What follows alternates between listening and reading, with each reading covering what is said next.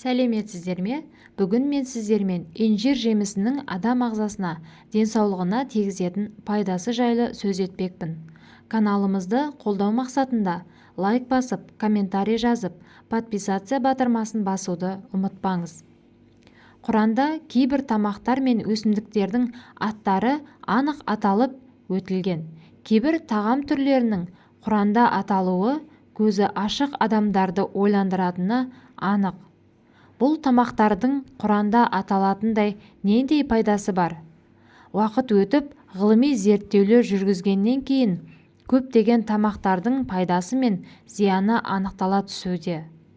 Құранда аты аталған тамақтардың жаңа қырларын анықтау арқылы олардың адам өмірі мен денсаулығына қаншалықты пайдасы туралы көбірек түсіне бастаймыз.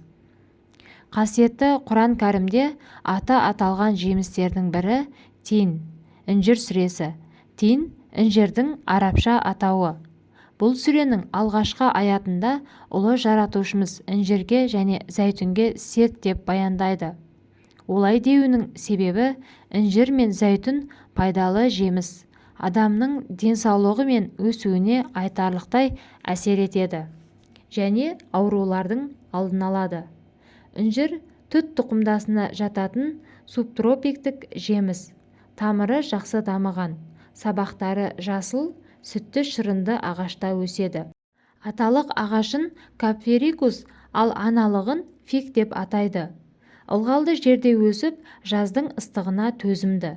Топырақ талғамайды, бірақ қара шірігі мол саздақ топырақта жақсы өседі. Тарихшылардың айтуы бойынша ең алғаш Малайзияда пайда болған екен. Інжір түрлі дәрумендерге бай. Атап айтсақ, құрамында А, С, В1, В2 дәрумендерімен қатар каротин, кальций, калий, темір, ниацин, фосфор, қант, пектин заты бар. Інжірді піскен, кептірілген немесе шикі күйінде пайдалануға болады. Сондықтан оны жылдың кез келген мезгілінде қолдана аламыз. Инжирді түрлі дәрумендер мен микроэлементтерге бай. Егер инжирді кептірсе, бұл жемісте дәрумендер мен микроэлементтердің деңгейі көбейе түседі. Алайда бұл жағдайда жемістің калориясы мен қанты 5 есе асып кетеді. Сондықтан мамандар жаңа піскен түріне тоқталуға кеңес береді. Барлық пайдалы қасиеттеріне қарамастан, әркім инжир жемістерінің шырынды дәмінен ләззат ала алмайды. Бұл қант диабеті мен асқазан ішек жолдарының жедел қабыну ауруларында қарсы. Сондай-ақ, інжір жеу бауыры әлсіз адамдарға және ас қорыту жүйесі ауыратын адамдарға насихат етілмейді. Себебі инжирдің құрамында қант пен ақуыздың мөлшері жоғары. Бір қызығы, шай қайнатуға қолданылатын інжир жапырақтары керісінше қандағы қантты бақылауда ұстауға арналған керемет құрал. Инжир ағзада көптеген процестердің дұрыс жүруіне қажетті мыстың нағыз көзі. Ол метаболизмді реттеуге, жаңа эритроциттер мен дәнекер тіндерінің түзілуіне қажет. Бұл тәтті жеміс В6 дәруменіне де бай болып келеді. Ол ағзаға ақуыздарды аминқышқылдарға бөлуге және олардан энергия алуға көмектеседі. Сонымен қатар, инжирдің адам денсаулығына қажетті бірнеше тұстарын атап өтпекшіміз. Бірінші, ардақты пайғамбарымыз Мұхаммед саллаллаху алейхи уассалам кімде-кім жүрегінің жақсы жұмыс істеуін қаласа, инжир жеуді жалғастырсын деп айтқаны тегін емес. Себебі құрамында калий көп болғандықтан жүрек қан тамырлары ауруларына таптырмас ем. Мұны қазір медицина ғылымы да дәлелдеп отыр. Әсіресе кептірілген инжирде калий орехтен кейінгі екінші орын алады. Жемістерде тамыр тромбозын емдеуге жақсы әсер ететін фитин ферменті бар. Гипертонияға, қан қысымын төмендетуде қолданылады. Ал екіншісінде темір дәрумені. Алманың құрамына қарағанда едәуір көп. Сондықтан инжирді анемия кезінде қолдануға болады. Ол қандағы гемоглобинді көтереді. Үшінші, инжирде талшық көп. Талшық денеден токсиндерді жақсы шығаратын және асқазан ішек жолдарының жұмысына жақсы әсер ететін бәрі біледі.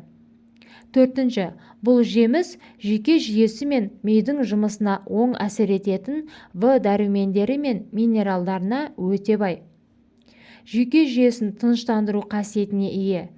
Сондықтан да бұл жемісті ұйқысыздыққа ұшыраған кезде қолдансаңыздар жақсы әсер етеді.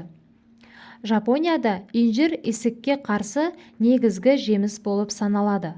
Мамандар бұл рак клеткаларының көбеюін тоқтатуға көмектеседі дейді.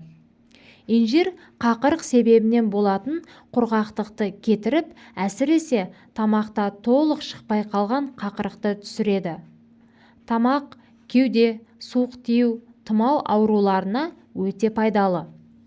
Жөтелі күшейген адам үшін таптырмас ем, әрі суық тиюге қарсы антисептик болып саналады.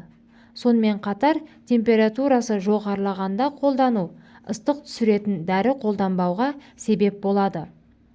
Бүйрек тасын түсіріп, қуықты тазалайды, зәрді көбейтеді.